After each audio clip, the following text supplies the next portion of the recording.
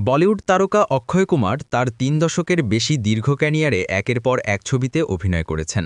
আর্থিকভাবেও হয়েছেন ভারতের অন্যতম সেরা উপার্জনকারী অভিনেতা। বহু বছর ধরে দেশের সর্বোচ্চ করদাতার খেতাবও তার দখলে। সম্প্রতি দ্য গ্রেট ইন্ডিয়ান কপিল শোয়ের তৃতীয় মৌসুমের সমাপনী পর্বে এসে নিজের ক্যারিয়ারের ৩৫ বছর পূর্তি উদযাপন করেন তিনি। সেখানেই অকপটে শেয়ার করলেন অর্থের প্রতি তার বিশেষ টান ও নিরাপত্তাবোধের গল্প।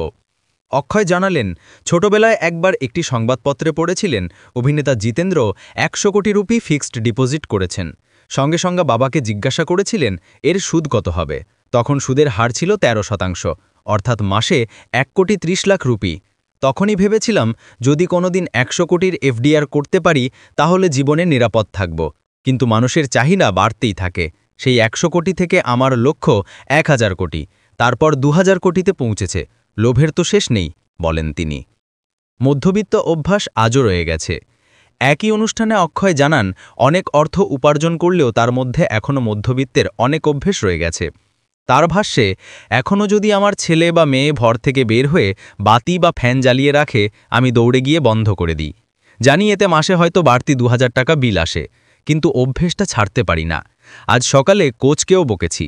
আমি বলেছিলাম আমি ঢোকার ৫ মিনিট আগে এসি চালাতে, কিন্তু তিনি ২৫ মিনিট আগে চালিয়ে ফেলেছিলেন। এটা কৃপণতা নয়, বরং শৈশব থেকেই এমনভাবে বড় হয়েছি সম্পদের যত্ন নিতে।